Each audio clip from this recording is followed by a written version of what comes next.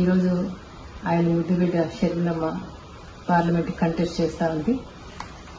ఈరోజు ఆ బిడ్డను ఆశీర్వదించమని, పార్లమెంట్కి పంపమని, ఆయనలాగా మీకు సేవ చేసే అవకాశం ఆమెకి ఇవ్వమని మిమ్మల్ని ప్రార్థిస్తున్నాం.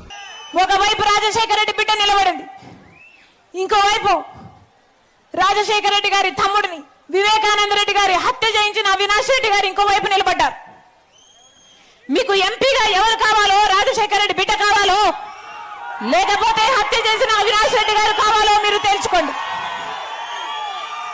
ఒకవైపు న్యాయం ఉంది, ఇంకోవైపు అధికారం ఉంది. ఒకవైపు ధర్మం ఉంది, ఇంకోవైపు డబ్బు ఉంది. మీరు ఏ వైపు నిర్ణయించుకోవాల్సిన సమయం వచ్చింది. మా అన్న పార్టీకి, వైఎస్ఆర్సీపీ పార్టీకి ఓటేయద్దండి. ఇంత వంచన చేసిన పార్టీ, మోసం చేసిన పార్టీ, తన అనుకునే వాళ్ళకి మాత్రమే హెల్ప్ చేసి అందరికీ హెల్ప్ చేయకుండా ఉండే వాళ్ళకి ప్లీజ్